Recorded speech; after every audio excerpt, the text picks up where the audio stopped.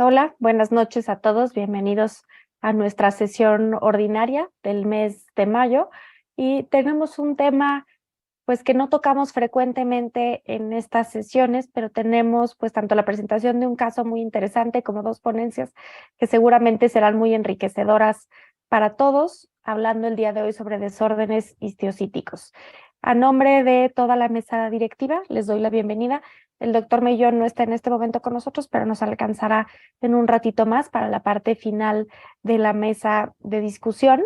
Y antes de entrar de lleno a la sesión de ahorita, pues invitarlos a nuestra próxima sesión, que será el 24 de mayo, que va a ser una sesión conjunta con el Colegio Mexicano de Reumatología. Tendremos a dos grandes ponentes y vamos a tocar dos temas pues muy interesantes, y estos temas que de pronto pueden ser complejos y controversiales, donde se juntan dos especialidades que tienen pues patologías en común. Y para la sesión del día de hoy, como ustedes lo pudieron ver, tendremos, además de nuestra presentación del caso, una charla por la doctora Lourdes González, que nos va a hablar el día de hoy acerca pues un poco de una actualización de la clasificación de los desórdenes histiocíticos, y después la última charla con el doctor Kenneth McLean, que nos hablará de cómo tratar la histiocitosis de células de Langerhans en 2023. Antes de eso, tendremos la presentación de un caso clínico, como es costumbre en nuestras sesiones ordinarias, en donde la doctora Irlanda Campos, que es residente de hematología del Instituto Nacional de Pediatría, nos va a presentar el caso clínico junto con su profesora, que es la doctora María de Lourdes González, que nos dará la siguiente charla. La doctora María de Lourdes González es médico adscrito al servicio de hematología del Instituto Nacional de Pediatría. Ella es pediatra y hematóloga pediatra, es vocal de certificación del Consejo de Hematología, miembro pues de distintas sociedades en hematología, y cuyas áreas de interés son la hemofilia y particularmente la histiocitosis. Y la última charla la dará el doctor Kenneth McLean, que él es el director del programa de histiocitosis en el Texas Children's Cancer and Hematology Center, es director del programa pediátrico de alta especialidad en linfomas e histiocitosis. Él es pediatra por el Johns Hopkins y además hematoncólogo por la Universidad de Minnesota. El doctor McLean pues tiene un sinnúmero de publicaciones en revistas internacionales, y como pues sus posiciones lo indican, su área de interés es específicamente la histiocitosis. Y antes de dejarle pues ya la palabra a la doctora Irlanda para la presentación del caso clínico, algunos anuncios. El primero, pues que no olviden descargar su constancia antes de que termine la sesión. Hay en la plataforma pues hay una parte especial para que puedan ir haciendo las preguntas que quieran ir haciendo a nuestros tres ponentes. Vamos a ir recibiendo todas esas preguntas para poder tener al final de todas las charlas pues esta mesa de discusión con todos ellos. Y también pues las primeras dos charlas, el caso clínico y la presentación de la doctora González, van a ser en español, pero para la charla del doctor McLean pueden elegir si la quieren escuchar en el idioma original o cambiar el canal, más bien si quieren escuchar la traducción simultánea o en el idioma original, que será el inglés.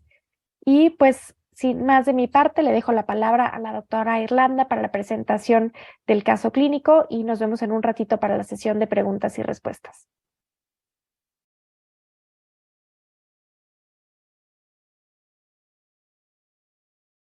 Muchas gracias. Voy a iniciar la sesión interinstitucional con la presentación del caso clínico. Como ya mencionó la doctora Roberta, soy residente de quinto año de hematología pediátrica en el Instituto Nacional de Pediatría. La paciente que vamos a comentar sigue activa ahorita en el hospital, de hecho está recibiendo tratamiento. Es una paciente femenino de 2 años 4 meses de edad, es originaria y residente de Veracruz. Antes del padecimiento, pues fue referida como previamente sana. Realmente antecedentes personales patológicos y no patológicos, ninguno positivo para el padecimiento actual. Sin embargo, como antecedente familiar importante es que la mamá había tenido 2 abortos previos sin saber realmente la causa directamente. De la evolución de la enfermedad, pues fue muy prolongada. Como sabemos, el espectro clínico de esta enfermedad es súper amplio y la incidencia es muy bajita. Entonces, pues eso es lo que retrasa mucho el diagnóstico. Y con ella, pues pasó precisamente eso. Ella inició desde febrero del año pasado, cuando ella tenía 1 año 2 meses de edad. Y voy a tratar de resumir toda esta evolución por cuestiones de tiempo. pero inicialmente comenzó con eczema en cuero cabelludo. Fue valorada por varios médicos y fue diagnosticada como una dermatitis atópica, sin respuesta al tratamiento. Después de eso inicia con más lesiones cutáneas, principalmente la púrpura palpable en palmas, plantas, y unas lesiones en la espalda, igual sin diagnóstico. Fue a revisión médica y en esa revisión médica se percatan que tiene extensión abdominal, que era a expensas de hepato y esplenomegalia, y inicia en este periodo con episodios de fiebre, con picos máximos hasta de 39 grados. En este periodo, desde febrero hasta julio, la paciente estuvo hospitalizada en 3 ocasiones y los diagnósticos de egreso fueron cuadros de neumonía y gastroenteritis, para lo cual recibió varios esquemas antibióticos, pero la paciente persistía con los mismos síntomas. Otro de los diagnósticos que tuvo en este periodo de tiempo fue en julio por una parotiditis, porque la paciente inicia igual con aumento de volumen bilateral, recibió tratamiento antibiótico, pero sin respuesta. Por esta hepatoesplenomegalia, en el hospital donde estuvo siendo valorada, que fue un hospital de segundo nivel en Veracruz, del sector público, decidieron hacer una biopsia de hígado y de vaso, pero lo único que se reportó fue una depresión linfocítica, infiltración linfocitaria, datos de hemofagocitosis y hemosiderina, y con una hepatitis crónica reactiva que no era específica. Dentro de estos estudios, la paciente inició también con citopenias a expensas de anemia grave con hemoglobina de 5, neutropenia de 500 y trombocitopenia con abajo de 100,000. Entonces, con todos estos, pues con toda esta evolución, el hospital decidió referirla a un tercer nivel con nosotros, con un diagnóstico probable de un síndrome hemofagocítico secundario a un proceso infeccioso, probablemente una bacteremia no demostrada, por esa fiebre tan persistente que tenía. Dentro de estos diagnósticos de referencia, también sospechaban de una probable inmunodeficiencia primaria porque lo habían adjudicado a infecciones graves recurrentes. Entonces, la paciente fue referida hasta agosto al INP, pero directamente al servicio de inmunología, y ellos solicitaron valoración por hematología, principalmente por las citopenias y el esplenomegalia. Entonces, nosotros la valoramos el 13 de agosto. Nos llamó mucho la atención a la exploración física que la paciente ya por su hematometría tenía una desnutrición grave, con detención del crecimiento, y muchos datos clínicos. Resaltaba el edema bipalpebral, aumento de ambas parótidas, eczema generalizado, que ahorita voy a ahondar un poquito más en la cuestión del compromiso cutáneo, linfadenopatías cervicales bilaterales, una hepatomegalia de 8 centímetros por percusión, esplenomegalia masiva de hasta 10 centímetros, y tenía dificultad respiratoria que era a expensas de polipnea. De hecho, la paciente llegó con aporte de oxígeno. Y en los estudios iniciales, pues lo mismo que habíamos mencionado antes, las citopenias, y afortunadamente la función hepática estaba normal, las enzimas hepáticas estaban dentro de límites normales, la función de síntesis igual, y dentro del abordaje endocrinológico estaba todo normal, sin alteración hidroelectrolítica, y dentro del abordaje que sugería inmunología, todas las inmunoglobulinas estaban dentro de parámetros normales, al igual que el complemento. Nosotros, por estos datos clínicos, por la evolución de la paciente, por la edad, nuestro principal diagnóstico diferencial fue una esteocitosis de células de Langerhans realmente. Entonces solicitamos radiografías de huesos largos y de cráneo y obtuvimos estas imágenes. Y aquí pues nos confirmaron las lesiones líticas. Vemos 3 lesiones principales en cráneo y una en fémur. Entonces pues nos apoyaba más a nuestro diagnóstico. Por lo del compromiso pulmonar, que ya ha tenido historia previa en los meses, solicitamos una tomografía de alta resolución pulmonar y vimos pues el patrón intersticial bilateral, principalmente en las bases. Entonces sugerimos el cambio a nuestro servicio, ingresó a hematología el 15 de agosto y la paciente aquí ya tenía 1 año 11 meses. Estamos hablando de una evolución de 7 meses. Y pues dentro de su abordaje continuamos estudiándola, hicimos una aspirado de médula ósea donde solamente encontramos hipocelularidad, megacaricitos disminuidos, hiperplasia de serie mieloide, asincronía en la maduración, que esto era también, podría explicarse porque tenía deficiencia de vitamina B12 y folatos también. Y nos observamos células hemofagocitando. Pero pues realmente el estudio que nos dio más información fue la biopsia de médula ósea. Solicitamos dirigidamente los marcadores específicos y dio positivo para CD1A, CD207 y S100. Entonces pues confirmamos la infiltración por células de Langerhans. Hasta ahorita pues tenemos ya el diagnóstico de histocitos de células de Langerhans multisistémica y solicitamos la valoración por dermatología para apoyo también diagnóstico y para establecer como el compromiso cutáneo. Con su apoyo ellas escribían tal cual, placas eritematosas, escamosas, irregulares, puntillo hemorrágico cuando se desprendían esas costras, eran lesiones pruriginosas, teníamos púrpura palpable en más plantas y tenía pápulas eritematosas con escama fina. Realmente cumplía como todo el espectro clínico que se describe en la literatura sobre el compromiso cutáneo. Y estaba en cara, cuero cabelludo, tórax, espalda, con más o menos cuantificamos un 25% de la superficie corporal. Enviamos de igual manera una biopsia cutánea y también resultó positiva para los marcadores específicos, parece sí, y CD1A. Sobre el compromiso del sistema nervioso central, como tenía un aumento de ambos temporales, sugerimos y solicitamos una tomografía del sistema nervioso central y tenía 2 lesiones. Una de ellas estaba extendida hasta área pterigoidea, parafaringia y parótida bilateral. Incluso tenía destrucción mandibular bilateral. Y había otra lesión que estaba en contacto muy estrecho con la órbita, pero afortunadamente sin tocar el nervio óptico. Entonces, pues aquí confirmamos y estadificamos nuestra enfermedad. Hicimos diagnóstico de una histiocytosis de células de Langerhans multisistémica con afección a 3 órganos blancos, que fue hígado, vaso y médula ósea. Para hacer como una estadificación más objetiva que fuera útil para tanto la continuación del tratamiento y valoración, pues hicimos una valoración con el score de la enfermedad que fue publicado en el Blood en el 2004, que pues establece puntaje por todos los órganos pues, comprometidos. Nos dio un puntaje de 20, realmente cumplía con la mayoría de ellos. Y con eso se decidió en el servicio iniciar tratamiento con el protocolo japonés, inducción con el brazo A, y así fue. Se inició en agosto, de agosto a septiembre, la paciente realmente lo toleró muy bien, y al final de la inducción hicimos una revaloración clínica, que realmente no fue tan confiable porque no hicimos estudios de imagen de extensión, porque somos muy cuidadosos al hacer estudios de imagen con los niños por la cantidad de radiación que emitimos, pues. Entonces nos dio un puntaje de 7 que si bien sí había mejorado con respecto al previo, pues no era pues una remisión completa de la enfermedad. Entonces, por el gran compromiso que tenía la paciente, se decidió cambiar al brazo B de inducción del mismo protocolo japonés y lo toleró muy bien. De hecho, llegó hasta el mantenimiento. Sin embargo, durante el mantenimiento, aproximadamente entre la segunda y la tercera semana, en diciembre la paciente volvió con lesiones a la consulta y con aumento de volumen de los temporales. Parecía que la enfermedad había vuelto a aparecer. Entonces aparecían estas lesiones en espalda, en el cuero cabelludo y aumento de ambos temporales, de hecho con limitación para la apertura ocular del lado derecho. También tenía hepato y esplenomegalia y afortunadamente dentro de estudios de laboratorio solamente la anemia persistía, la función hepática y endocrinológica normal. De las radiografías que tomamos, sí aparecían todavía las lesiones óseas, pero estaban disminuidas de tamaño. Y igual eran las 3 que ya habíamos mencionado, y la de fémur seguía ahí, pero en menor tamaño. Sobre el compromiso neurológico, la lesión seguía ahí, igual disminuía de tamaño, pero persistía. Hicimos una resonancia magnética para como establecer mejor la extensión de las lesiones y valorar la función hipofisiaria, y parece que todo estaba normal.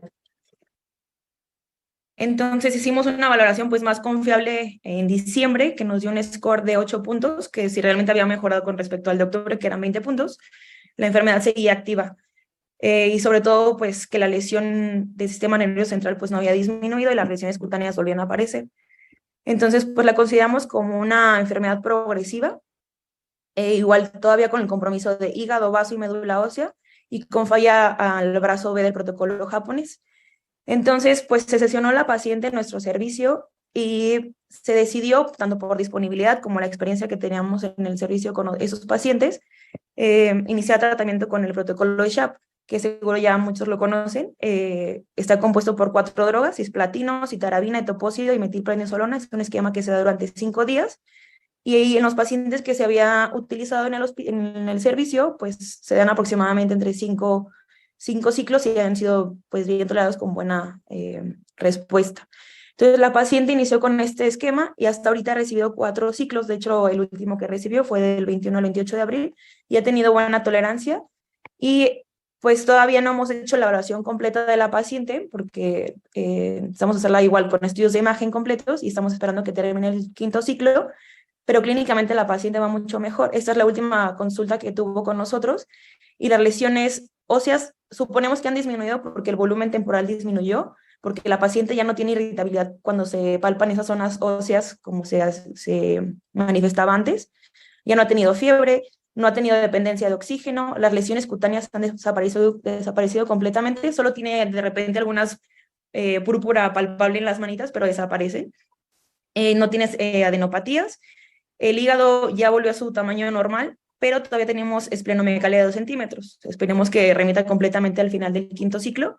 Y sus funciones de valoración hepática, endocrinológica y las citopenias, pues han corregido hasta ahorita. Entonces ha tenido independencia transfusional. Entonces, nosotros esperamos que la paciente pues continúe con esta respuesta y al final del quinto ciclo vamos a volver a hacer la valoración completa de la paciente, pero hasta ahorita pues ha tenido una buena respuesta a pesar de que pues su inicio fue muy insidioso y ha sido complicado tratarlo.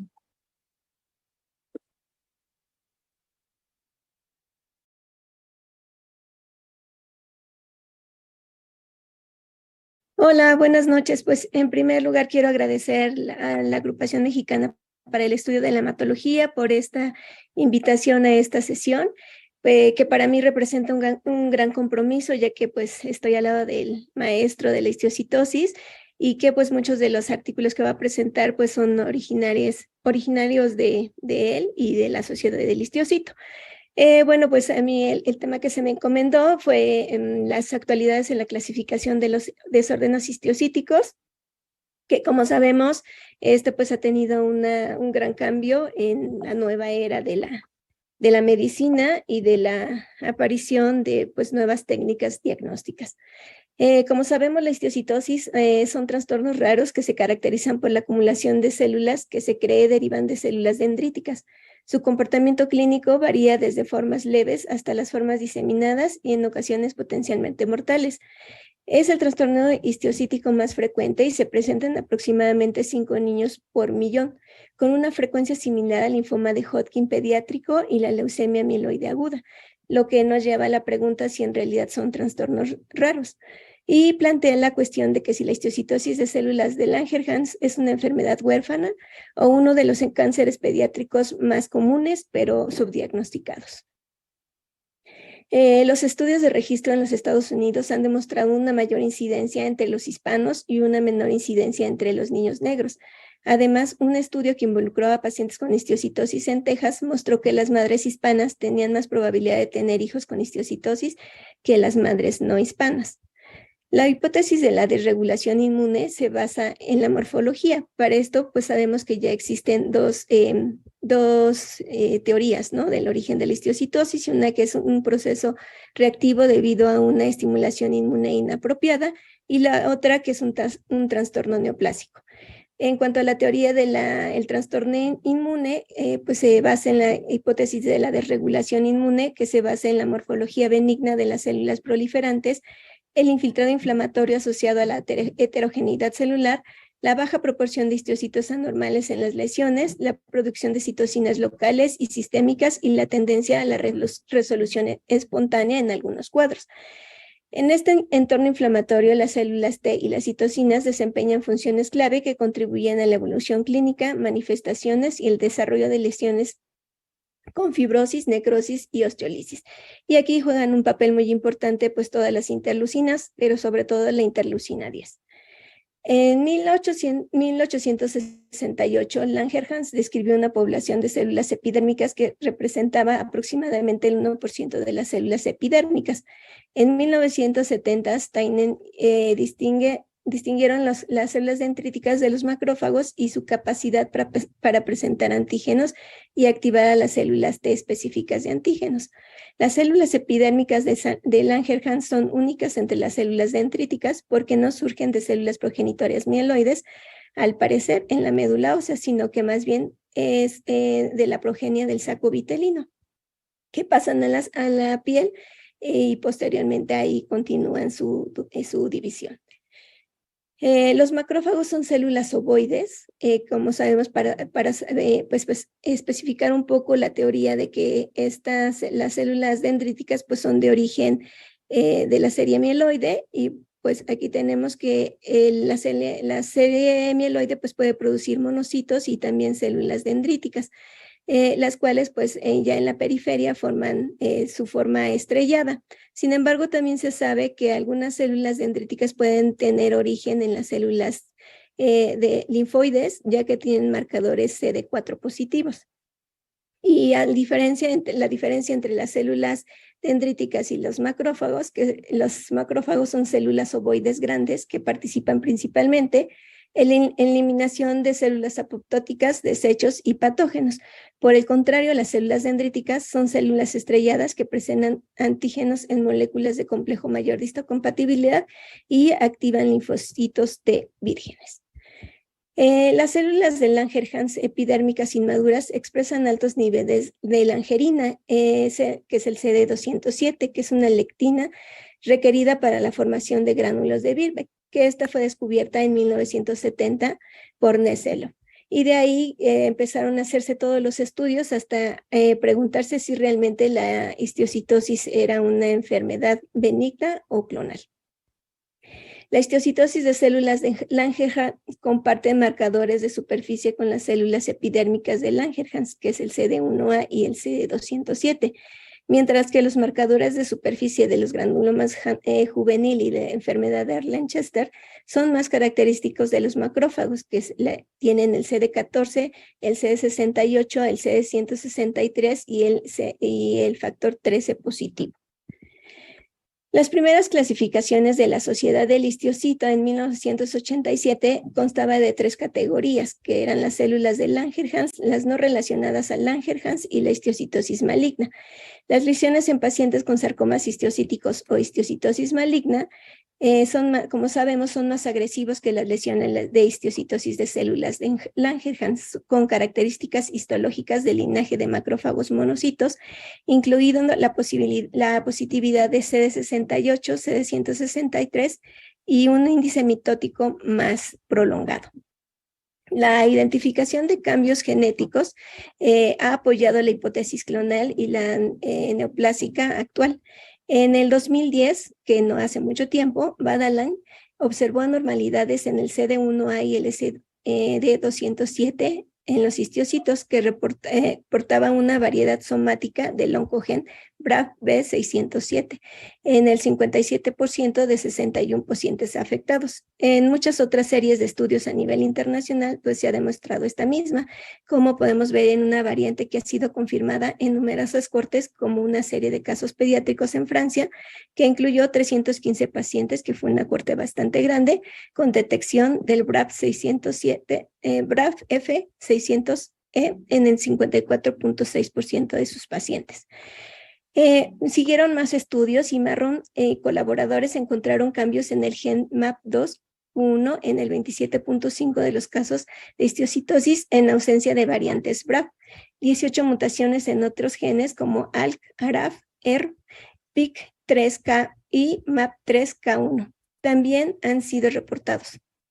Aproximadamente un 10 a 20% de los pacientes no se detectan variantes, lo que nos lleva a formular la hipótesis de que hay una etiología adicional, como variaciones en el número de copias o cambios epigenéticos, que pues muy pronto tal vez tengamos alguna explicación.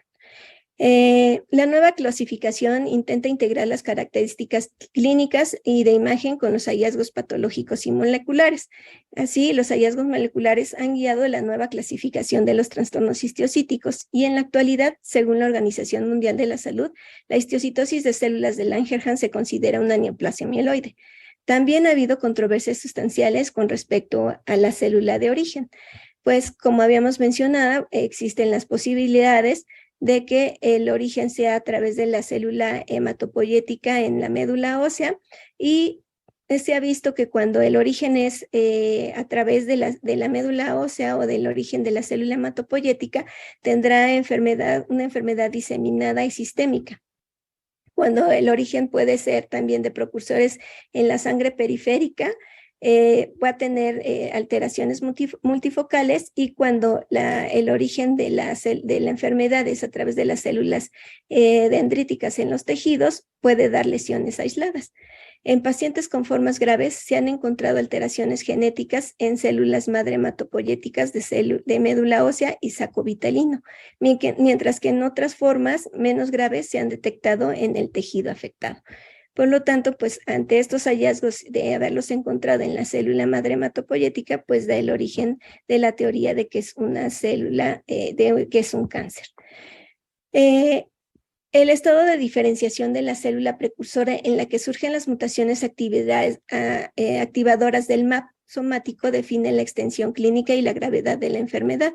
En el modelo propuesto de diferenciación mieloide equivocada o errónea, la activación de mutaciones MAP en precursores de células madre hematopoyéticas pluripotenciales puede dar lugar a la histiocytosis de alto riesgo, como vemos aquí en el cuadro, pues donde nos describen que cuando la médula, la célula madre hematopoyética es la afectada, tendrá un curso muy agresivo. E incluso se sabe que estos pacientes pueden tener mutaciones en sangre en los monocitos de sangre periférica, mientras que estas mismas mutaciones en precursores más comprometidos o restringidos a los tejidos pueden dar lugar a histiocytosis multifocal de bajo grado, y las mutaciones en un precursor local pueden dar lugar a una lesión única, ¿no? Que ahorita pues vamos a ver las diferentes clasificaciones. En un estudio que involucró a bebés con lesiones en la piel, las células positivas para BRAF V600C fueron indetectables en la sangre periférica en casi todos los casos de enfermedad limitada a la piel, incluso en aquellos con BRAF V607 positivo en lesiones cutáneas, mientras que las alteraciones del BRAF con frecuencia se detectaron en células positivas para V600C en la sangre periférica de pacientes con lesiones sistémicas y cutáneas. Estos hallazgos pueden explicar el fenómeno de la autorresolución cuando se encuentran lesiones únicas en algunos lactantes con enfermedad limitada a la piel, al igual que el síndrome mielodisplásico transitorio en niños con trisomía 21, que coincide con la hematopoiesis fetal persistente, y que, como sabemos, estas alteraciones que podemos encontrar en la leucemia mieloide transitoria no se encuentran en la médula ósea. En la actualidad se consideran 5 grupos y esto gracias a los métodos complementarios disponibles para su estudio, basados en características clínicas, radiológicas, patológicas, fenotípicas, genéticas y moleculares. Y así tenemos 5 grupos, que es el grupo L, el C, el R, el M y el grupo H. En cuanto al grupo L, que es el primer grupo, incluye a la histiocytosis de células de Langerhans, la histiocytosis de células indeterminadas, la enfermedad de Erlenchester, el xantogranuloma juvenil extracutáneo, el xantogranuloma mixto, que puede ser, y también la enfermedad de Erlenchester asociado a células no Langerhans. Y bueno, pues como vemos en todas estas mutaciones, en todas alteraciones, lo que tenemos en común que se han encontrado estas alteraciones del BRAF en la mayoría de los pacientes que tienen estas manifestaciones clínicas. 20% de los pacientes con enfermedad de Erlenchester también tienen lesiones de histocitos de células de Langerhans. Ambas enfermedades tienen mutaciones clonales que involucran genes de la vía MAC en un 80% de los casos, y se ha informado monocitos sanguíneos que albergan las mismas mutaciones que los histocitos patológicos en ambas enfermedades. Ambas condiciones pueden estar asociadas con complicaciones clínicas similares como diabetes insípida y enfermedad neurodegenerativa, que esto es muy importante, pues se sabe que muchos pacientes con este tipo de enfermedad o en este subgrupo, a pesar de llegar a un cese de quimioterapia, años después pueden tener trastornos neurodegenerativos. Para esto, pues también se ha clasificado dependiendo de la severidad, y como sabemos, actualmente se clasifican como órganos de riesgo el sistema hematopoyético, el hígado y aunque el sistema nervioso central, aunque pues se ha cuestionado si el sistema nervioso central pudiera ser parte de un órgano de riesgo, porque se sabe que muchos de los pacientes que inicialmente tenían diabetes insípida, posteriormente en la edad adulta no le daban mayor repercusión. Y en cuanto al pulmón, pues también se sabe que estas pacientes al final al final del tratamiento y al final de la vida diaria no implicó mayor morbimortalidad, a diferencia de aquellos pacientes que tenían alteraciones en el sistema hematopoyético o en el hígado. Pues también existe una clasificación dependiendo de la severidad, que anteriormente solo se clasificaba como completa respuesta, respuesta parcial, enfermedad progresiva y enfermedad estable. Pero esto pues no nos daba muchas pues pautas para el tratamiento y no nos hacía que tomáramos alguna decisión sobre la respuesta que estábamos teniendo en nuestros pacientes.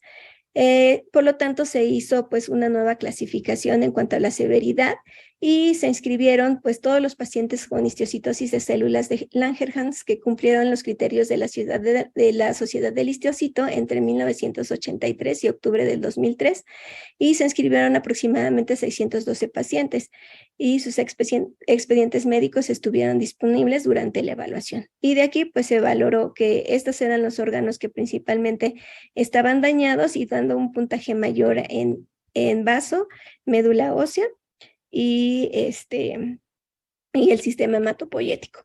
De estos pacientes, pues vieron que los porcentajes de los pacientes con score de 1 a 2, pues tenían una sobrevida bastante favorable y no tenían regularmente necesidad de tratamiento sistémico, solamente tratamiento local, y rara vez reaparecía la enfermedad. Sin embargo, en aquellos pacientes con score mayor de 6, tuvieron recaídas incluso hasta de 4 ocasiones y requirieron diversos tratamientos. Y finalmente sí tuvieron una mortalidad diferente comparada con los pacientes que tenían un score bajo. La detección, en cuanto al grupo L, la detección recurrente de mutaciones del BRAF B600E en las células histiocytíticas representa un avance crítico reciente en la comprensión de la patogenia de la histiocytosis. La detección de mutaciones del BRAF en células CD34 de la médula ósea de algunos pacientes con histiocytosis de alto riesgo proporcionaban pruebas de que la histiocytosis puede derivar de células progenitoras hematopoyéticas y que mutaciones del MAP2 la quinasa corriente abajo a través del BRAF se ha identificado en el 19% de las mutaciones. También ha habido otras mutaciones raras en otros miembros de la ruta MAP, incluido ARAF, MAP3, y también pues han sido reportadas. Y mutaciones que afectan otras vías de señalización como el PIK3, el PIK1, el PIK3R2, también se ha descrito en el grupo C de histiocytosis cutánea y mucocutáneas. Aproximadamente el 50% de los pacientes con enfermedad de Erlenchester tienen mutaciones del BRAF B600E y 10% de los casos se han detectado mutaciones pues MAP, NAR, NRAS, NRAS y ARAF, que también se han detectado en muestras de los pacientes con enfermedad de Erlenchester. En cuanto al grupo C, aquí tenemos pues un grupo de enfermedades que se clasifican como no células de Langerhans y que se caracterizan por su afección en piel y mucosas. Y aquí tenemos pues en este grupo en esta familia, pues la familia de del xantogranuloma X, el xantogranuloma familiar, el xantogranuloma no familiar y lesiones cutáneas histiocytíticas con componente sistémico.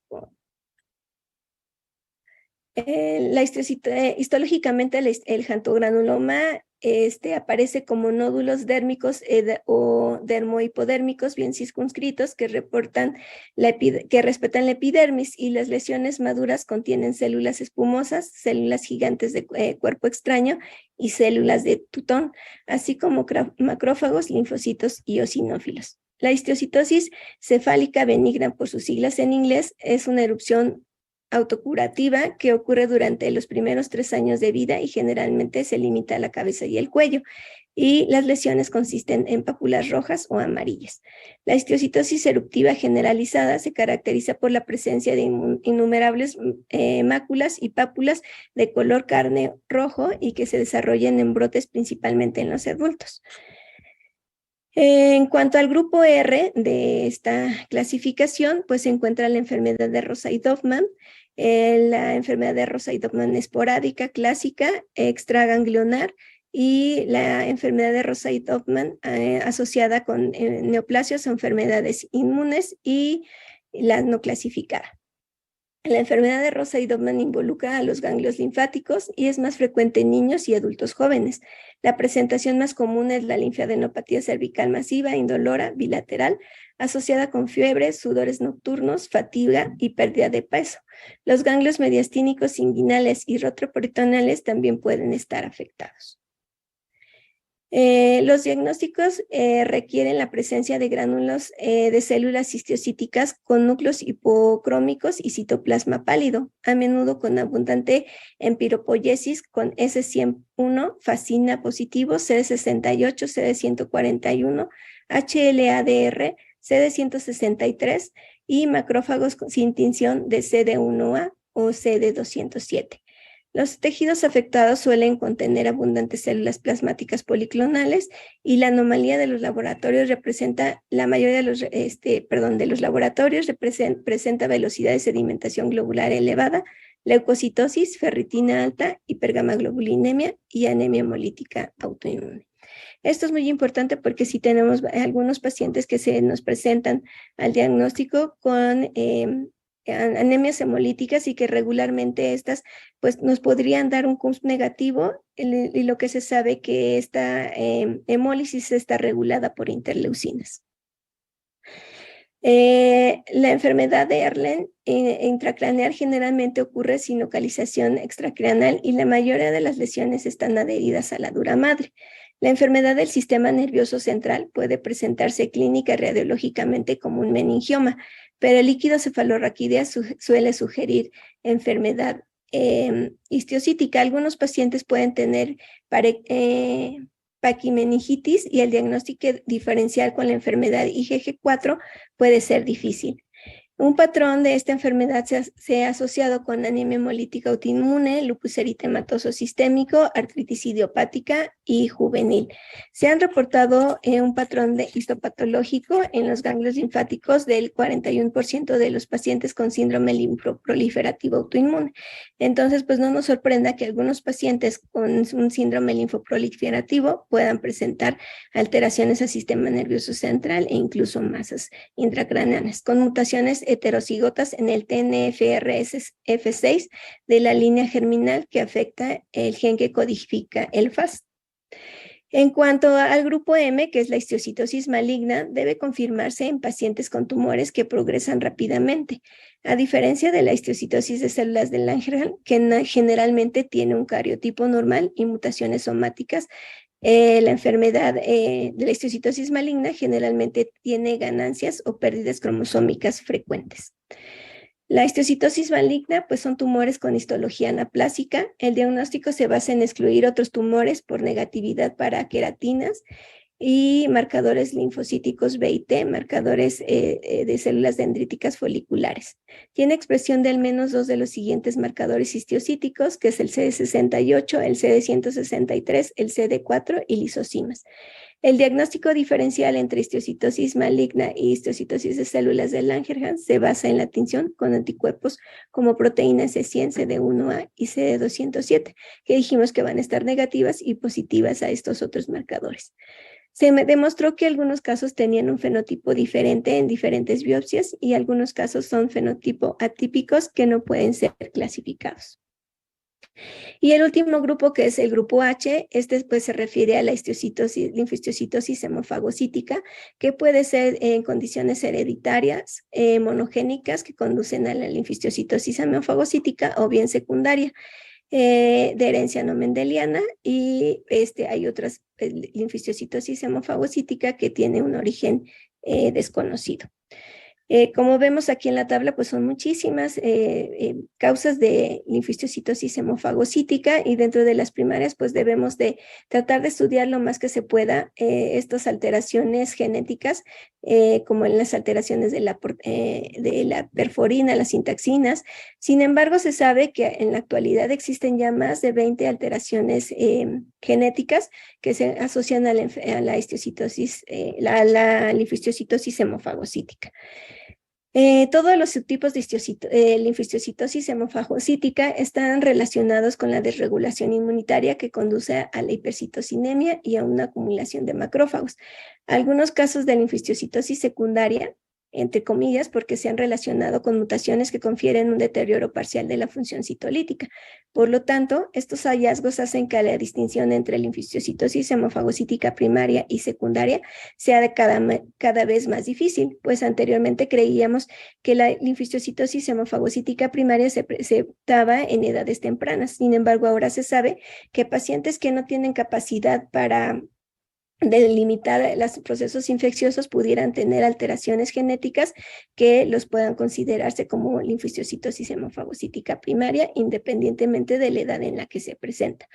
Y los síntomas de linfocitosis hemofagocítica que se desarrollan en un paciente con una afección reumática subyacente anteriormente se denominaban síndrome de activación macrofágica. Sin embargo, pues esto originaba una confusión en cuanto al tratamiento y el pronóstico de estos pacientes, por lo que actualmente se sugiere un reemplazo del término de síndrome de activación macrofágica con el término de linfocitosis hemofagocítica secundaria.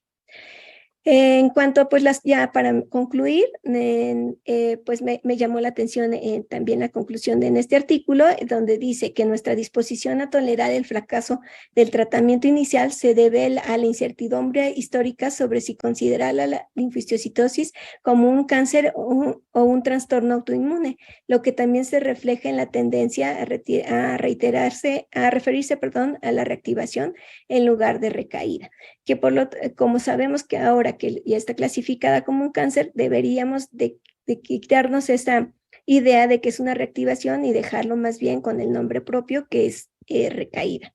Sin embargo, el fracaso del tratamiento se asocia con un mayor riesgo de complicaciones a largo plazo, incluidas la neurodegeneración. Por lo tanto, habrá que clasificar adecuadamente a los pacientes en cuanto se diagnostiquen.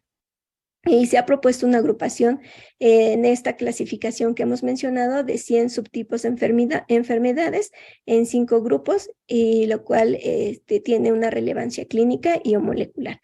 Y bueno, pues como podemos ver, son una buena cantidad de enfermedades y por lo tanto, pues debemos estar pues al pendientes de su nueva clasificación y por lo tanto de sus nuevas estrategias de tratamiento. Por mi parte sería todo. Muchas gracias.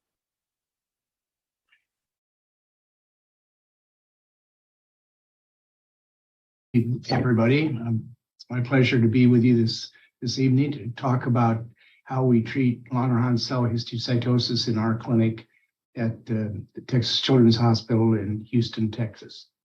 So this is a really important topic to me. I've been working in this field for many, many years, and the evolution of the treatments have really changed dramatically in the last few years. And I think Dr. Gonzalez did a wonderful job of giving you some preliminary information and some background information to understand the biology of LCH. And I'm going to pick up on some of the themes that she started with, and you'll see some of the same slides. No surprise there. And so I think that we have to go back to the beginning of this disease and think, well, what are we treating? And as she mentioned, the original idea about the cause of Langerhans cell histiocytosis was that there was a radioresistant precursor cell that was in the skin, and it came from the yolk sac, and it had some abnormal event happen to it that caused a pathologic activation, and that these cells went from the skin out into the body and made the disease in bones and spleen and lymph nodes and various other places. And this would be a PET scan of a very high-risk patient with really marked splenomegaly.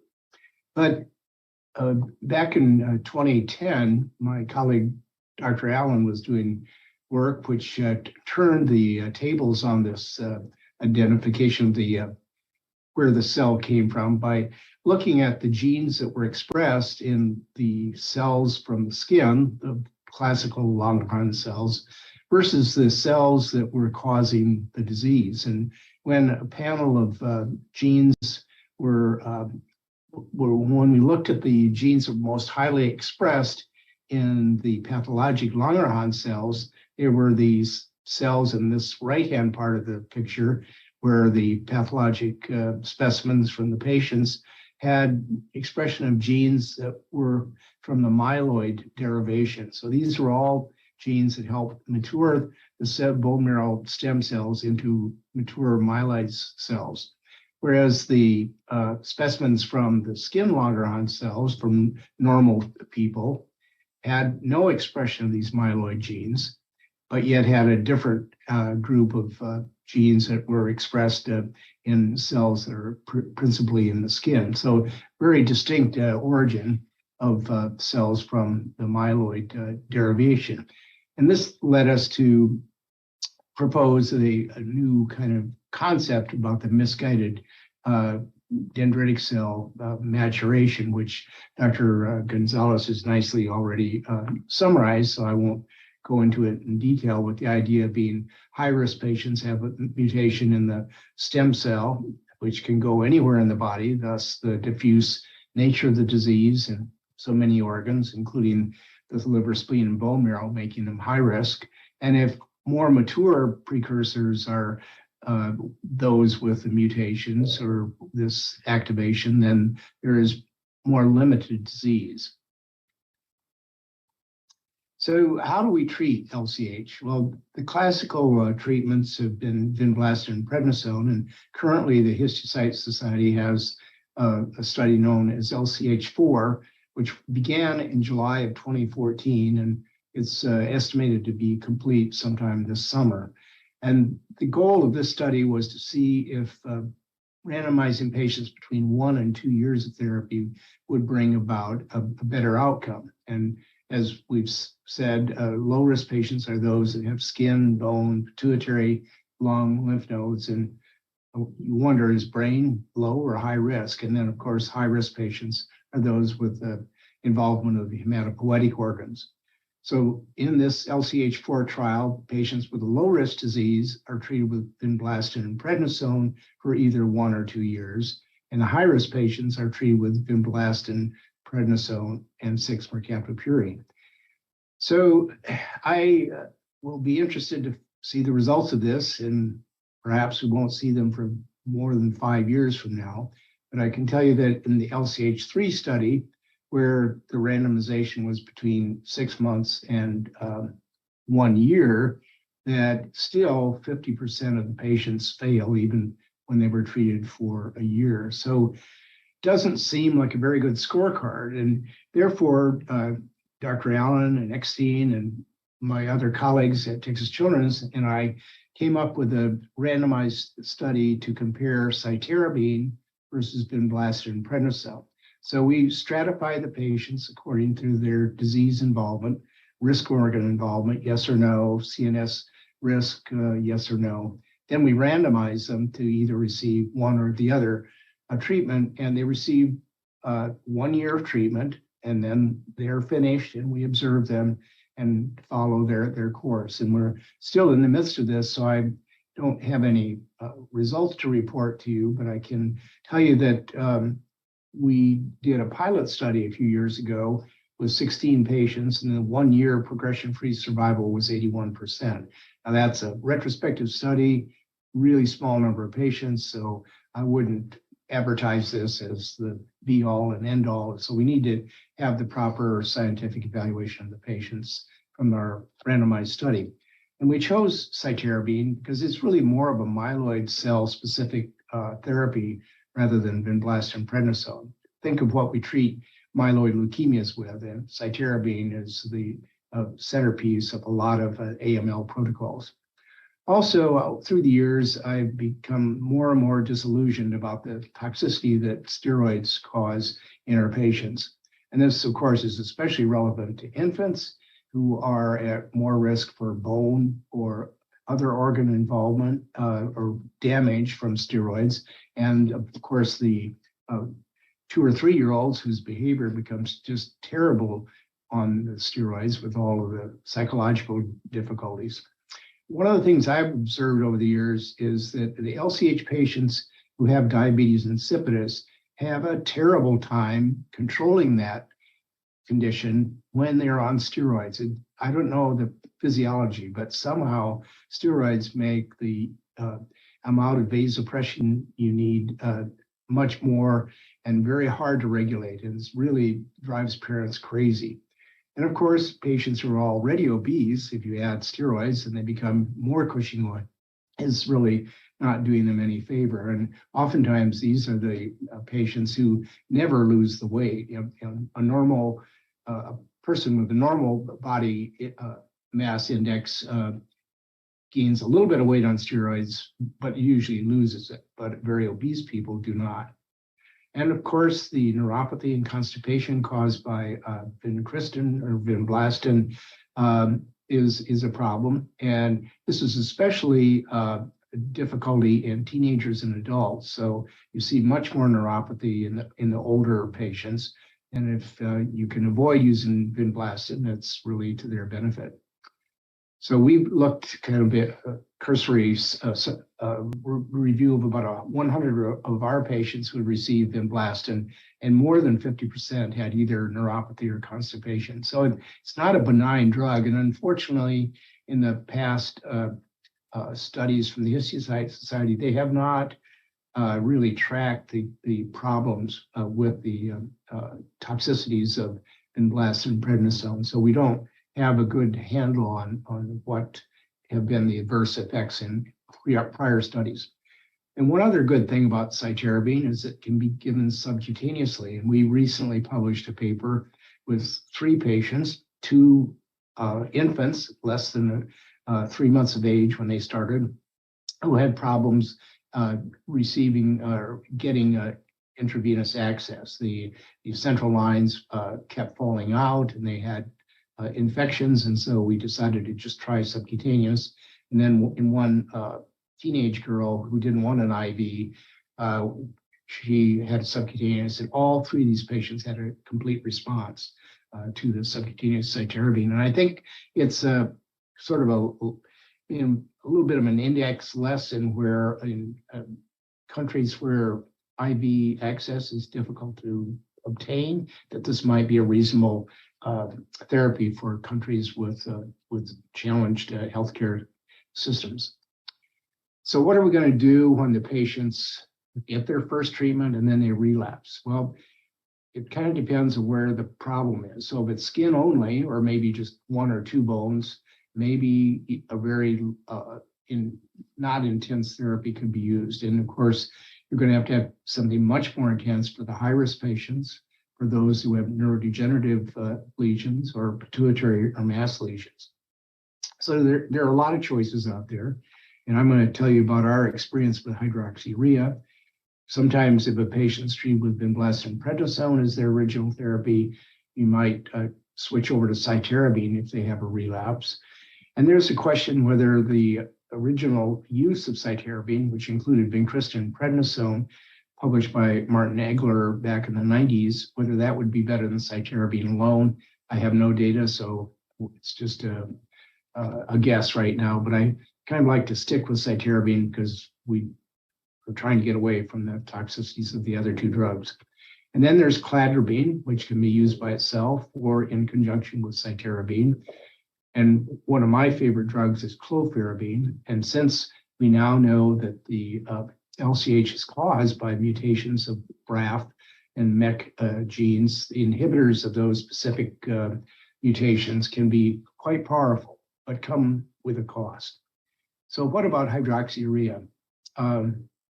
It's used in a lot of other diseases, and it's been a famous therapy for polycythemia vera, for CML, and for thrombocytosis. And so it's a drug which has been used for quite a long time, and it really has quite a good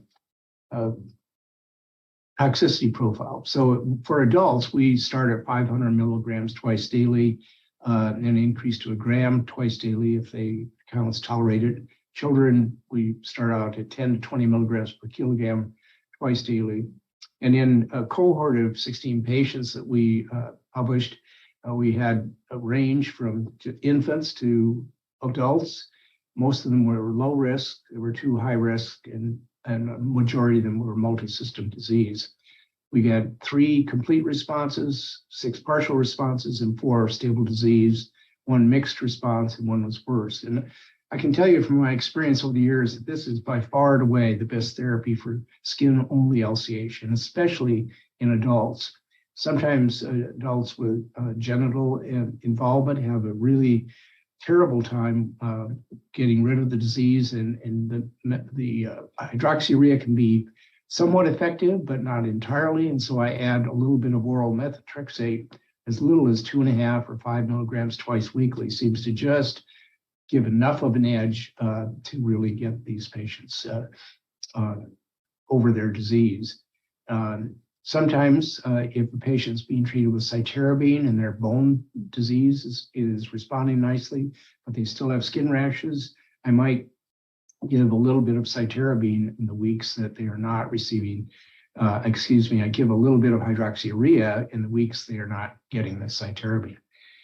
Unfortunately, skin disease can be so persistent, and I've had to keep some patients on therapy for years before they can finally be weaned off. So what are the costs of these patients using Hydrea? Well, it's not too bad of a burden for hematologic toxicity in the LCH patients, because only one of our 16 had anemia, which required a dose reduction. And in some heavily pretreated patients, they are less tolerant of the maximum doses, so you have to kind of titrate the dose to what they will tolerate. I think that the important information about safety of this is knowledge that Hydrea has been used in sickle cell patients for many years, and the patients are on the drug for sometimes decades with minimal toxicity. And in one survey, only 1% of the group of sickle cell patients had ANC of less than 500. And then there's the other cost, money. And as you can see from this chart, hydroxyurea is a pretty inexpensive drug, as is vinblastine. But when you go to cytarabine or clofarabine, or even the inhibitors, the costs go up tremendously. So I think it's really a bargain treatment for many patients. So what if the LCH rash persists despite the hydroxyurea and methotrexate? Well, the next best treatment in my experience has been either thalidomide or lenalidomide. And they sometimes cause neuropathy, constipation, sleep disturbance, and mild cytopenias, but most patients can tolerate these with perhaps a dose reduction. The biggest negative for these two drugs is the outrageous cost in the US, and it's really a crime what the drug company is charging. Fortunately for you, the costs are not as great in Mexico, and it might be a reasonable choice for some of your patients who haven't responded to some other therapies like hydroxyurea. So what to do about patients who have really serious multi-system LCH and they progress? Well, a series of patients reported by the Histocyte Society years ago received cladribine or 2-CDA at a dose of 5 to 9 milligrams per meter squared for 5 days monthly for a maximum of 6 months. And this is an important point because if you go beyond 6 months, go to 12 or more months, the chances of very long-lasting thrombocytopenia and lymphopenia are quite high. So I never give cladribine beyond 6 months. A larger study of some French patients showed that 66% of the low-risk patients had 5-year progression-free survival. So that's pretty good. Their infections were modest, 20%, but a lot of these patients have lymphopenia. So you have to watch very carefully for hypogammaglobulinemia and replace the gamma globulin if it's too low, and be on the lookout for herpes virus infections, which some of these patients get. Cladribine by itself is not a very good drug for high-risk patients because only 22% respond. And to that end, Jean Donadieu and his colleagues in France developed a salvage protocol, which included cladribine by itself for 2 courses, then combined with cytarabine for 2 additional courses, and then maintenance therapy. And they chose quite high doses. Cladribine was 9 milligrams per meter squared, and the cytarabine was 1 gram per meter squared. So that's AML kind of therapy. And no surprise, they had a lot of toxicity. I mean, their 5-year survival was 85%, but all the patients had grade 4 hematologic toxicity. Several had severe infections. 2 died from their infections, and many of these patients were in the ICU. So although the score looks good for survival, I think the adverse effects are really a little too strong for my liking. And towards that end, Diego Rosso and his colleagues in Buenos Aires modified the cladribine cytarabine protocol a little bit by decreasing both doses, cladribine down to 5 milligrams per meter squared and cytarabine to 1/10 of its original dose. And they just treated for 6 months. They had 9 high-risk patients, and out of those, 3 had reactivations and 2 died from progressive LCH. They had quite a bit of hematologic toxicity, but not quite the extent of infections. And so I think it's a reasonable idea in a country where maybe you're challenged to have patients in the ICU, but I think they might have cut the doses down a little bit too much to really treat a disease which really needs aggressive therapy. So we've turned to clofarabine because we believe it could be a better alternative for salvage therapy. And we've learned through trying that the dose that it shouldn't use the dose that we use for AML. 50 milligrams per meter squared is the AML dose, and it's way too much for LCH. And so we've cut that in half, and we give it 5 days in a row, monthly, until the patient's in complete remission. And then we cut the frequency of therapy down to 2 days per month and complete a year. Some patients do not have complete resolution of their disease, so we have to give additional courses. So although a majority of the patients are treated for 1 year, some go on to 15 or 18 months. And in a pilot study from our institution, which we treated all of the idiopathic diseases, the LCH patients had an 80% progression-free survival at 2 years. And there was a much lower incidence of severe infections than in the combination cladribine and cytarabine therapy. And we had no ICU admissions and no deaths. But hypogammaglobulinemia was present, but probably less than 25%. The major downside of this drug is the cost. It's horrendously expensive, and it really takes a battle sometimes with the insurance companies. So this is some data we're about ready to publish showing that if we treated patients with clofarabine for a year, we had nearly a 75% disease-free survival after about 5 years, whereas those patients who were treated for 6 months or maybe 8 or 9 months, the outcome was not as good. And it seems to be a recurring theme in LCH that you really have to treat patients for a year, and anytime you shortchange that treatment and give some less amount of treatment, it seems like the outcomes are not as good. So some therapies I don't use, and I know these are out there on the literature. Indomethacin is advertised as a good anti-inflammatory. I really don't believe it helps with LCH. Likewise, cyclosporin, interferon, and various anti-cytokine drugs have been used over the years, and I've not found them very effective. And likewise, I don't use radiation therapy in children. I've found that any of the chemotherapies we have are really quite effective. And if you have a patient with a single bone lesion, sometimes curettage and steroid injection is good enough. So I think the instances where we used to use radiation therapy in children for single bone lesions, we can take care of with simple surgery or steroid injection.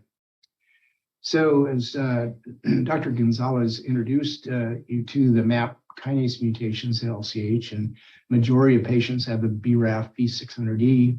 There are a few other variations on the theme of the BRAF, and then the MAP kinase, and then 15% have no mutation. And the problem for LCH patients is that this BRAF mutation causes continued activation of the MEK and ERK pathways, which lead to DNA changes in the way that the cell grows. So what drugs can we use? Well, for BRAF mutations, vemurafenib and dabrafenib are used. For MEK mutations or the BRAF mutations, you can use trametinib and cobimetinib. The BRAF drugs are not used quite as much by themselves anymore because they have a paradoxical activation of the MAP kinase pathway, and you get more skin rashes and adverse effects. So the MEK inhibitors are really more favored now. And a big question out there in the community is, should we be using inhibitors as frontline therapy? And my answer is usually no. There are a couple exceptions to this, but I think that we have really good chemotherapy possibilities for these patients, and the inhibitors are really still, we're learning how to use them. So the two exceptions would be if a patient has rapidly progressive high-risk LCH, then I would get them under control with an inhibitor and finally treat them with clofarabine. And I'll explain a little bit more about that later. Neurodegenerative LCH is best treated by the inhibitors, but again, what do you do? If you take the patients off, then they have progressive neurodegenerative problems. So it's really quite a dilemma. So we need an exit strategy if we're going to use the inhibitors. So one of the things about the BRAF mutation is that you can measure it in the blood, and you find it uniformly in all the high-risk patients, in some of the multi-system low-risk patients, but not in the single-system patients, very rarely. We did an analysis of 100 patients and found that the patients have a higher chance of relapse with the BRAF mutation than those with the wild type. But the larger study that Dr. Gonzalez alluded to with 315 patients showed that really the BRAF mutation tracked very strongly with high risk, multi-system, and often with brain involvement and pituitary involvement and resistance to initial therapy with vinblastine and prednisone. And their reactivation rate was just about the same. And the overall survival seems to be the same, and it really tracks with how, with whether the patient's high risk clinically or not. So one of the things that we've been studying a lot is the neurodegenerative problem that the LCH patients have. And if you have a patient who's finished therapy and you look at their blood and you don't find any circulating BRAF cells, then they're going to be pretty good. But if you do find circulating BRAF cells, then there's almost 100% incidence that they're going to get a neurodegenerative disease. So here's an example of what happens. So take this patient here who early on, there were changes in the cerebellum in the FLAIR image. This white shadow here and the white shadow up here are abnormal. And the patient was followed for 2 years, and this was before the BRAF inhibitors were around, and we had tried some things like cytarabine with a little bit of success. But the patient progressed, so there's more intense FLAIR image in cerebellum and in the mesotemporal lobes. But after treating with the BRAF inhibitor for 15 months, these images improved quite dramatically. And the clinical status, his ataxia and dysarthria were much improved. And so there are other examples here of the same idea that the BRAF inhibitors really are by far the best therapy for patients with a neurodegenerative condition. So we have another study ongoing in our institution where we're using the MEK inhibitor cobimetinib, and we have 4 groups that we're treating: children and adults with recurrent LCH, patients of any age with neurodegenerative disease, and patients who have all of the other histocytic diseases, or adults who have some of the malignant histocytic diseases. And the efficacy of this drug, I think, is quite nicely shown. One of my adult patients who was not in the clinical trial had the abnormality in her pons of the neurodegenerative findings or LCH-associated findings. And after a year of cobimetinib, this was nearly gone. Unfortunately, I took her off the drug for several months because she had some side effects she wasn't happy with, and the disease came back with a vengeance, and we put her back on the drug. She's now, her scan is just about as good as this right now. So for my money, the best inhibitors, the best drugs for neurodegenerative LCH are cobimetinib or trametinib. Sometimes the toxicities of these agents, it becomes too much. The skin rashes, the diarrhea, or perhaps retinal edema or cardiac toxicity limits the ability to use them. And in the past, we'd use cytarabine at this dose intravenously for 5 days, treating for a year or even longer, which it was quite effective in 5 out of 7 patients we treated. I'm currently treating a patient who had toxicity to trametinib with cytarabine. We started with subcutaneous and then switched to IV because he needed a little higher dose. For some reason, clofarabine doesn't seem to work as well as cytarabine, and I really don't understand this. It's a mystery why a drug that's essentially the same biochemically doesn't work for the patient. IVIG has been touted as a treatment. I personally don't believe it helps. Some people believe it modifies the T cells and therefore keeps some of these patients out of trouble. But it's, I think, controversial. So we did a retrospective study along with colleagues from several institutions of 16 previously treated patients who were given various MAP kinase inhibitors for their progressive disease. 11 had the neurodegenerative condition. 2 just had MRI changes of the cerebellum with no clinical neurologic deficits. 7 of them were high risk, and 1 was multisystem low risk. Overall, they had a great response with 86% responding, 4 complete, 14 partial, and 2 stable disease. 1 patient died because of high risk involvement. But when the inhibitors were stopped, 63% of the patients relapsed. And when they were put back on or given other drugs, they were brought back under control. So their survival was good, but yet the problem is when you stop the inhibitors. So why does this happen? Well, these little things down here that happen because of the BRAF mutation, increased BCL2, which protects against apoptosis, and decreased CCR7, which decreases the mobility of the cells. And together, these put the LCH cells in what's called a senescent state, in which they are resistant to chemotherapy death. And it's really the reason that some of these cells with the BRAF mutation stick around, hiding someplace, and without the inhibitor, they start growing again, and the patients relapse. So what are we going to do? How are we going to treat these patients? Are we going to keep them on inhibitors forever, or are we going to find a way to kill the clone? Well, since we're quite a large center, we have a lot of patients who have different needs, and we're able to work with different combinations of therapy. And I'm going to show you some examples of patients that we've treated with various chemotherapy drugs, such as hydroxyurea with the inhibitors. And I can tell you that although cytarabine might be a little bit helpful, probably not very helpful. So I don't think these 2 drugs are very promising to use as combination therapy with the inhibitors. However, clofarabine in the inhibitors is very, very promising. And we're currently working with different combinations, doing both the inhibitor and the clofarabine at the same time, and sequential therapy versus overlapping them.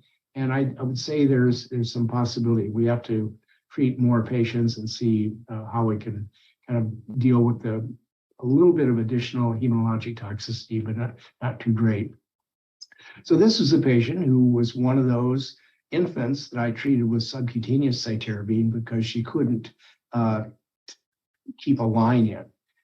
And she progressed pretty quickly because she had bone marrow involvement, and these little red triangles are the extent of BRAF mutation in the bone marrow, and the purple circles are the measurement of BRAF mutation in the blood. So in the early days of her therapy, she had a lot of the BRAF in her marrow. She had quite a bit circulating in blood. Clinically, she was not doing well. She had a horrendous maxillary and mandibular disease, as well as a horrendous skin rash. And so I put her on cobimetinib along with the cytarabine for a year. And during that time, we see that the BRAF in her bone marrow went down quite a bit, but was still fairly obvious. And then the amount in her blood did go down, but didn't disappear. We tried the combination of hydroxyurea with cobimetinib, and it didn't change at all. And then at one point, there was some miscommunication, and the patient went off all therapy. She stopped the cobimetinib and the hydroxyurea, and no surprise, her disease came back with a vengeance. And she had a terrible, large, hard palate lesion that grew just so quickly. And we put her on the cobimetinib and started methotrexate for a while to get rid of the rash, but then started clofarabine and kept her on that for a year, and we extinguished the clone. So she is now 1 year off of this clofarabine. She does not have any BRAF in her blood, and she's clinically well. And she's had no relapse in this past year. So I think this is a good lesson of how the combination therapy could be useful. This is a slightly different kind of patient who had very significant neurodegenerative disease. And what this black line is here is the score called the ataxia rating score, which we score the ability to do the finger-nose test, to balance, to do the heel on the shin, and have some assessment of their speech problems. And this boy has very, very significant dysarthria. And we had originally treated him with vinblastine prednisone for a CNS risk lesion of the mastoid that progressed. And so he had the vincristine, cytarabine, prednisone. He was he seemed to be better for a while, but then was getting worse. And we put him on hydroxyurea, and that clearly didn't help. So I started him on dabrafenib, and that was used in conjunction with Ritux for a while. But then we started to get worse again, so we put him first on cytarabine, which he couldn't tolerate because of fevers, and then on clofarabine, and his ataxia score just went down to almost a normal level. And he continues on dabrafenib because we've just been a little bit worried about taking him off, and his parents aren't too happy with the idea of a year of clofarabine. So I think this is kind of work in progress, what we're going to do with this boy.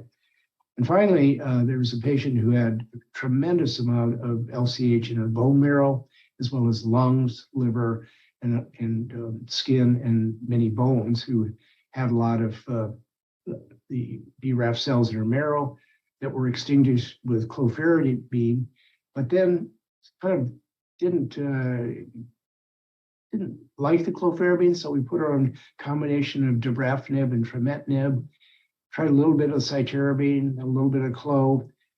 For some reason, these patients have almost an explosion of the BRAF cells when they're put on some of these drugs. And finally, the levels dropped down, and she finished her therapy with about 6 months of clofarabine and has been off therapy for almost 2 years now, and I don't think has any more BRAF in her blood.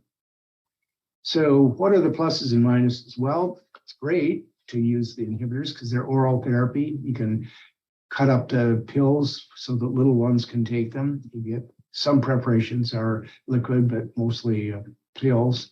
They work quickly, and it's great that you don't cause neutropenia and put them at risk for infections. But there are a lot of minuses, and some of the patients, especially teenagers and adults, have horrific rashes, which you can modify with steroids, cream, and doxycycline. Some have really terrible diarrhea that can be managed with Imodium and budesonide. And then there are other problems like muscle aches, mucositis, Some patients are at risk for getting retinal edema, which fortunately resolves quickly when you take the inhibitor away. And a very small group of patients have decreased left ventricular function and have to have the dose modified. But many patients relapse when therapy is stopped, and long-term side effects are unknown in children. So we've been very reluctant to use the inhibitors as the original therapy for our patients. So what's the future of inhibitor therapies? Right now, we're concentrating on adding clofarabine to the inhibitor regimens so we can kill the clone. And maybe there are going to be drugs that will come along that make the inhibitors work more efficiently. There's the reason that the patients relapse without the inhibitors is because of that senescence problem that I've discussed.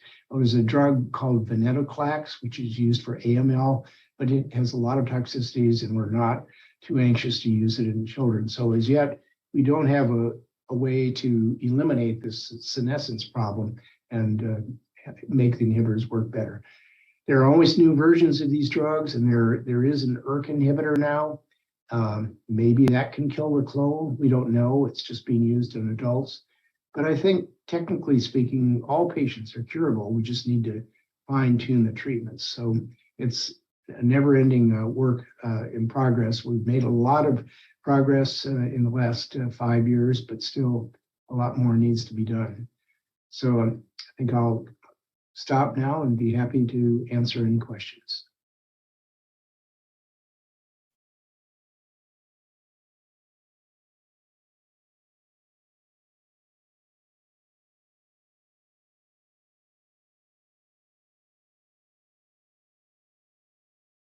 Muchas gracias a los tres por sus presentaciones. Sin duda, pues un tema muy interesante.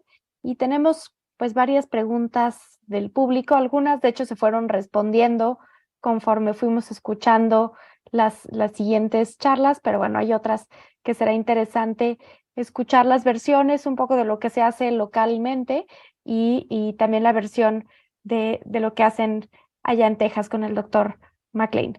Una pregunta muy interesante y que viene mucho con el caso que nos preguntaron es acerca de qué estudios de imágenes hacer para pues el abordaje inicial de estos pacientes, ¿no? Ya la doctora Campos nos hizo pues algunos comentarios durante su presentación sobre pues pros y contras de algunos estudios de imagen. Quisiera comenzar primero con la doctora González, a que nos platicara ahí en el Instituto Nacional de Pediatría en base a qué deciden los estudios de imagen que hacer en la estratificación inicial de estos pacientes y qué están haciendo.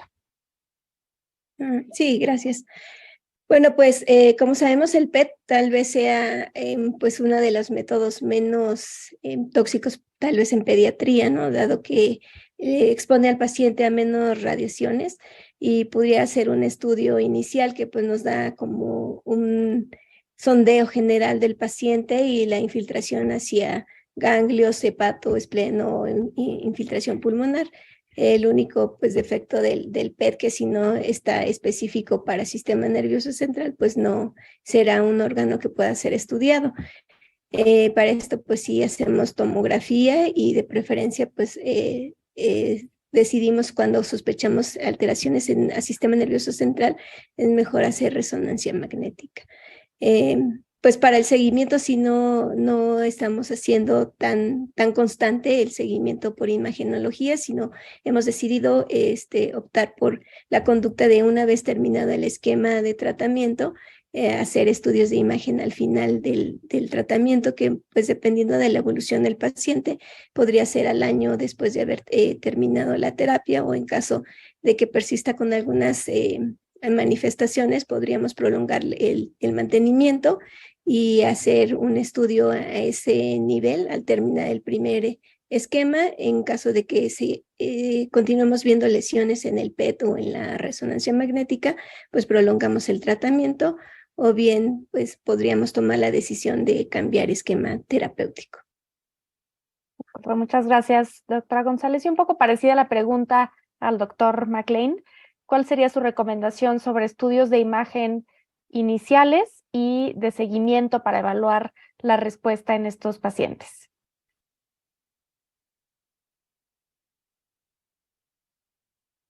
Nos gustan los PET-CTs porque nos dan una idea muy precisa de en dónde se encuentra la enfermedad.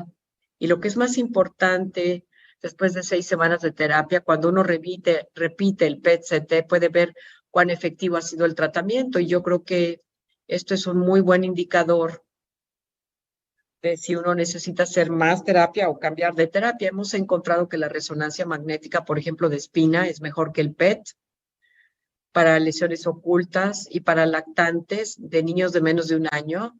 Yo haría un TAC de tórax porque la enfermedad quística y los nódulos son muy difíciles de ver solamente con la radiografía. Entonces, las dos cosas a veces sí se pueden ver, pero puede uno omitir varios. Entonces, TAC de tórax para los lactantes. Y ya la doctora González habló de que si hay daño en el sistema nervioso central, pues una resonancia magnética, por ejemplo, para seguir la afectación hipofisiaria o ganglionar. De acuerdo. Y otra pregunta para el doctor McLean. Nos mostró, pues en varias ocasiones y específicamente en los casos de los pacientes, la evolución midiendo el BRAF en sangre, ¿no? Que sabemos que esto no es algo estándar en la práctica clínica, pero ¿cree usted que estamos en un momento de tener que estarlo midiendo en la práctica cotidiana con los pacientes, más bien en ensayos clínicos? ¿Y cuál ha sido su experiencia con esto? Yo no creo que haya llegado ya el tiempo, y sí es muy confuso, pero estamos intentando aprender más al respecto y a veces pues parece un poco frustrante que el nivel no procede a lo que uno querría dando mejor terapia, pero es útil darle seguimiento para ver si la terapia sí está funcionando. A veces yo no diría que los pacientes recaen solo porque tienen BRAF en sangre.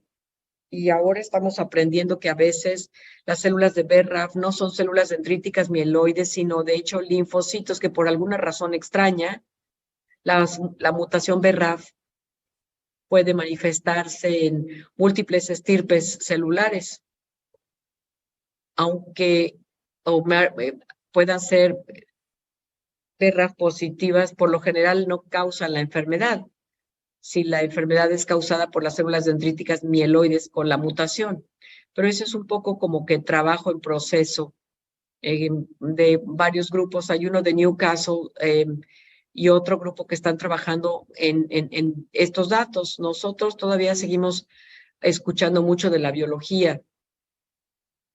Yo no propongo que las pruebas de BRAF sean lo que se tiene que hacer todo el tiempo. Ciertamente no las hago todos los días, digamos, a lo mejor una vez al mes o algo así. De acuerdo. Muy... Perdón. Hemos educado al grupo de patólogos sobre cómo hacer la prueba, de manera que ahora ya tenemos una prueba clínicamente aprobada, que claro, se cobra muy caro, ¿no? De acuerdo, sin duda. Algo muy interesante del caso que nos platicó la doctora Irlanda Campos al inicio, hablaban de, pues entiendo que es relativamente frecuente estos retrasos en el diagnóstico en esta población y que el diagnóstico y la sospecha inicial parece compleja. Quisiera escuchar a la doctora González, ¿cuál ha sido su experiencia con respecto a esto? ¿Qué tanto retraso ha notado en que los pacientes pues tengan una sospecha diagnóstica inicial y lleguen con ustedes y de ahí a que se les haga el diagnóstico?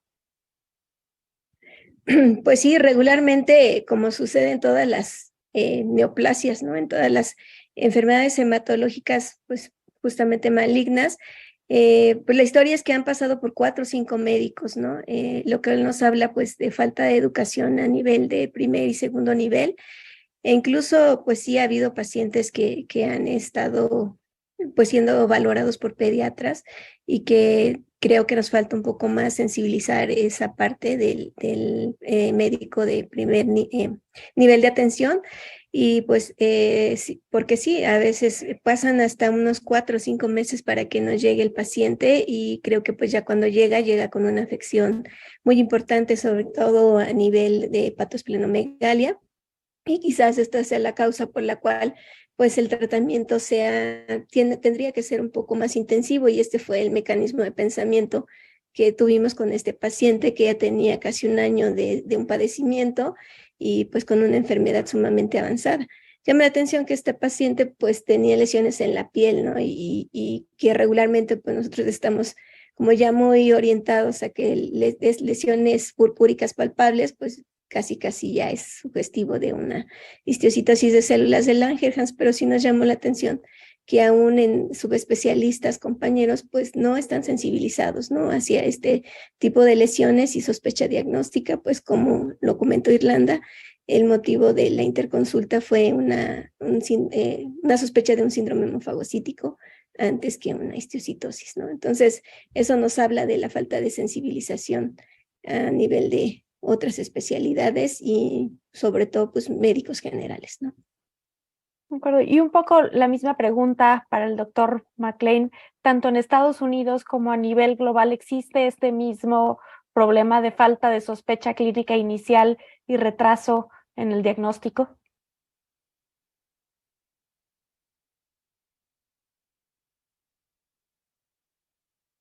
Sí, y es frustrante porque algunos de estos pacientes pasan a ver a más de un dermatólogo y se les hacen biopsias por meses y meses, y yo no entiendo por qué cuando las preparados para los padecimientos dermatológicos no funcionan, ¿por qué seguir biopsiando? Hay algunos otros síntomas como la diabetes insípida o las lesiones orales que son muy obvias. Vi a una niñita de Irlanda que de hecho no fue diagnosticada sino hasta la adolescencia y tenía otitis externa recurrente durante toda la infancia y la madre dijo que había tenido más de 100 episodios. Y pues bueno, esto de inmediato nos hizo pensar en la posibilidad de que ella tuviera HCL. Entonces yo creo que es cuestión de educar a los médicos primarios. Y es claro todo un reto en todos lados. De acuerdo. Otra pregunta muy interesante para el doctor McLean es acerca de pacientes con afección al sistema nervioso central, particularmente afección en hipófisis. ¿Cuál sería su elección de tratamiento?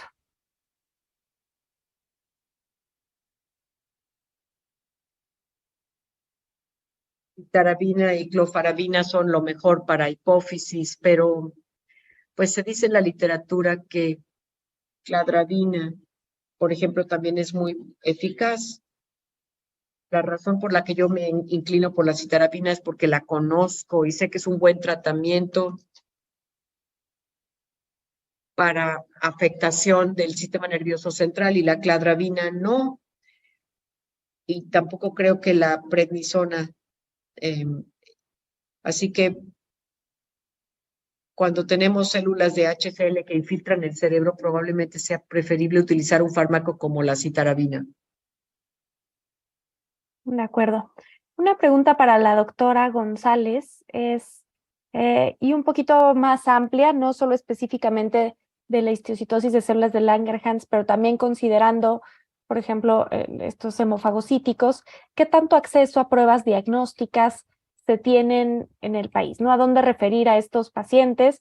Me imagino que las mutaciones en BRAF pueden no ser tan complicadas, pero el espectro de estas pues linfoidiocistosis hemofagocíticas, ¿qué tanto acceso se tienen a las pruebas genéticas en estos pacientes? Sí, gracias. Pues desafortunadamente no las tenemos pues al día.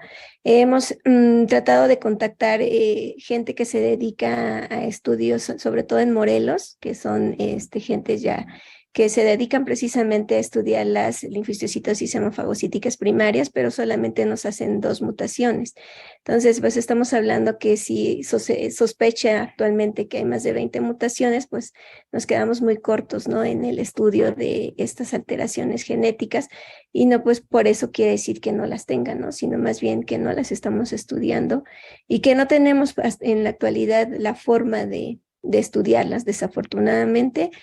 Y pues sinceramente es que no las hacemos, ¿no? Simplemente nos vamos un poco más por la clínica, lo que mencionaba, la edad de aparición, el cuadro clínico del paciente, por lo que sospechamos en una linfocistosis hemofagocítica primaria, pero por estudios genéticos, pues no, solamente como les mencionaba, hay 2 alteraciones genéticas las cuales se pueden detectar y no tampoco las hacemos en el instituto, sino las enviamos a otro hospital. De acuerdo. Una pregunta específica para el doctor McLean es acerca de cuál es su opinión o su experiencia sobre el uso de cisplatino en estos pacientes con histiocytosis de células de Langerhans.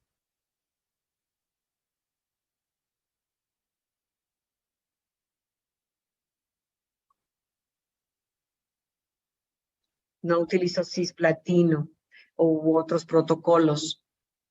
Creo que los medicamentos que les mencioné son bastante efectivos, sobre todo ahora que tenemos los inhibidores. Pues creo que para un paciente que está fracasando realmente mucho, se le da un inhibidor y se le vuelve a poner bajo control, y luego se usa un fármaco como cladribina o cladribina más citarabina de baja dosis, y esto podría ser bastante efectivo, solo que yo no tengo la experiencia con los platinos. De acuerdo. Y una pregunta para los dos, que quisiera escuchar pues también la contraparte de su experiencia en distintos centros, acerca del seguimiento a largo plazo de estos pacientes para vigilar pues muchos de los efectos secundarios tardíos del tratamiento y de las secuelas pues tardías de estos pacientes cuando lleguen a la adolescencia o incluso de adultos. Primero con la doctora González, ¿cómo siguen ustedes estos pacientes? Y después el doctor McLean, incluso pues en el seguimiento ya en la adultez en estos pacientes. Doctora González. Sí, gracias. Bueno, cuando tienen afección, sobre todo cuando hay diabetes insípida, el seguimiento pues sí es a través de la consulta de endocrinología, quienes pues nos siguen pues apoyando con el seguimiento de estos pacientes a largo plazo. Nosotros los seguimos hasta los 18 años. Anteriormente pues no teníamos tanta restricción en la edad y a veces los seguíamos por más tiempo. Pues actualmente tenemos la fecha límite de los 18 años y posteriormente pues buscamos la forma de mandarlos a centros hospitalarios de adultos, donde pues cuenten con todas las especialidades para que puedan continuar el seguimiento. Aquellos pacientes que no tienen afección al sistema nervioso central como diabetes insípida y que no tuvieron afección pulmonar, pues probablemente no sea necesario dar seguimiento por más especialidades más que por nosotros, con pruebas de función hepático y pues la consulta, ¿no?, del hepatoesplenomegalia y descartar algunas adenopatías en caso de pensar en o sospechar infiltración o recaída. Pues sí hacemos tomografías o resonancias dependiendo de la clínica.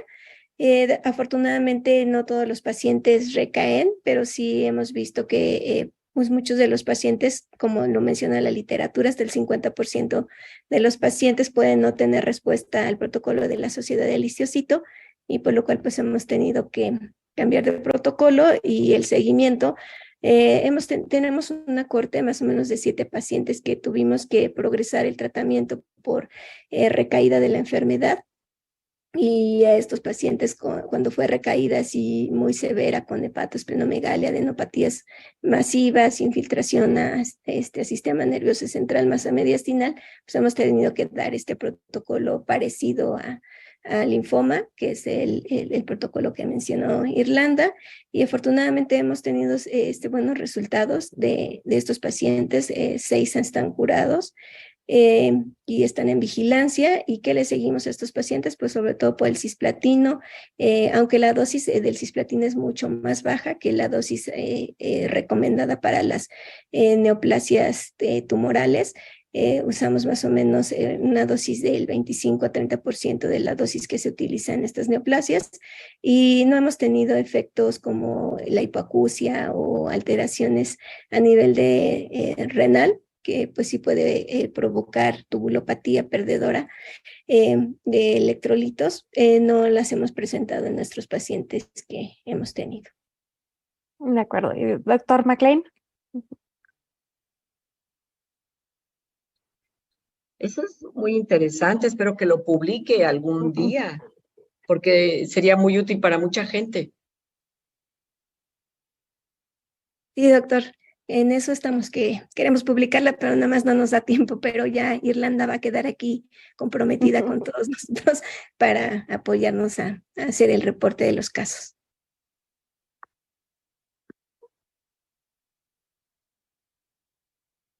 De acuerdo. Qué bueno, y les deseo suerte con esto. Ahora, con respecto al seguimiento, para nosotros es un poco diferente porque yo también veo adultos, a pacientes adultos y les doy seguimiento por pues 20 años o más. Y típicamente cuando terminan el tratamiento los veo cada 3 meses durante el primer año y luego cada 6 meses para el segundo y tercer años, luego anualmente, y después de eso tengo varios pacientes que pues parecen continuar al seguimiento por muchos, muchos años. Entonces, pues obviamente recibimos ayuda de endocrinología, de los psicólogos, de los neurólogos, y tratamos de darles el seguimiento a nosotros mismos porque nos gusta saber cuáles son los efectos de largo plazo de las mutaciones y poderlos monitorear para pues los múltiples problemas que tienen.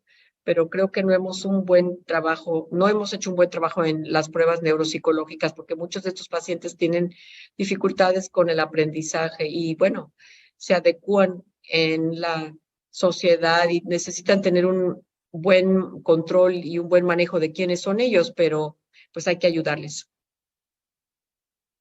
Gracias, doctor McLean. Y tenemos, de hecho, 2 personas haciendo prácticamente la misma pregunta que surgió un poco de lo que hemos estado hablando. En este escenario de pacientes con pues infiltración a sistema nervioso central, o en algún escenario consideran ustedes dar quimioterapia intratecal a estos pacientes, ya sea de forma profiláctica o como tratamiento. Podemos empezar con la doctora González, a ver si ustedes lo hacen en algún escenario.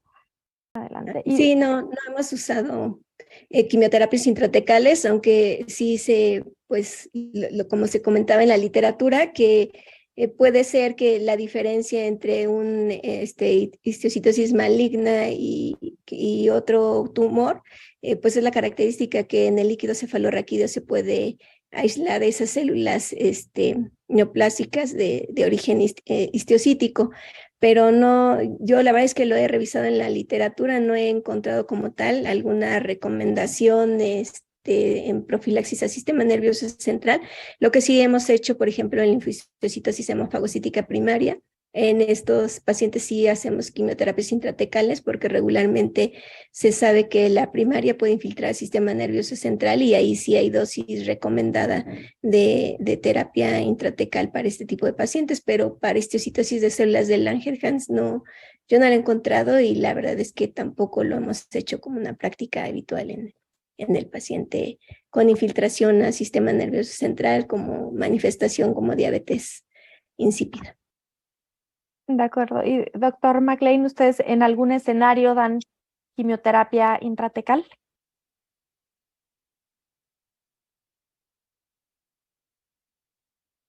Lo hice una vez y nunca más.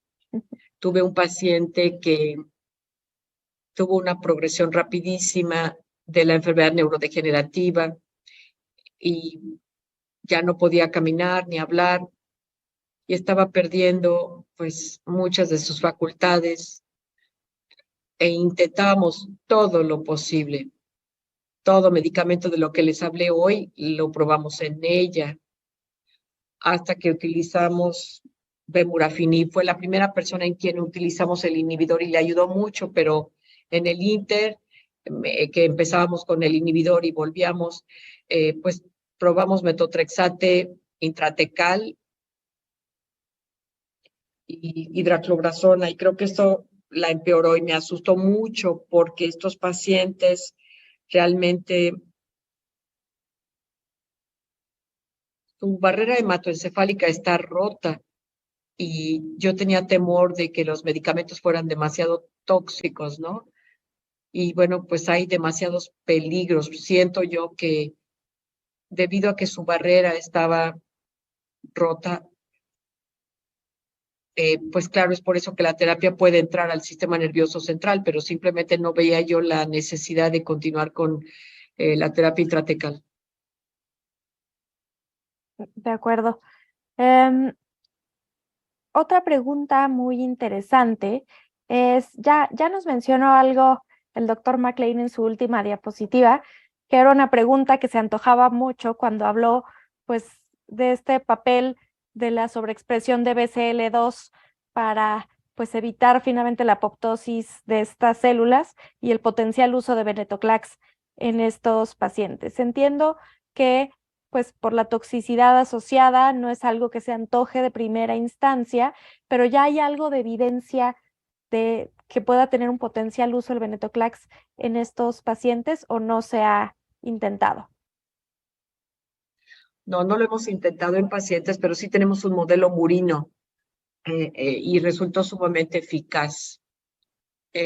La otra cuestión que encontramos en este modelo en ratones es que si se utiliza anti-PD1, nivolumab, va a resolver algunas de las linfocitos disfuncionales y la combinación de nivolumab y inhibidor de MEK en el ratón se une. Y bueno, hay algo que saldrá pronto en el camino, porque estamos queriendo justamente utilizar nivolumab en estos pacientes. Por supuesto, vamos a tener un protocolo ya en prueba pronto, pero los inhibidores de senescencia todavía no hay ningún pues, medicamento que nos lo permita. De acuerdo. Y otra pregunta para el doctor McLean es si existe algún papel de utilizar inhibidores de BRAF o inhibidores de MEK en pacientes sin mutaciones en BRAF.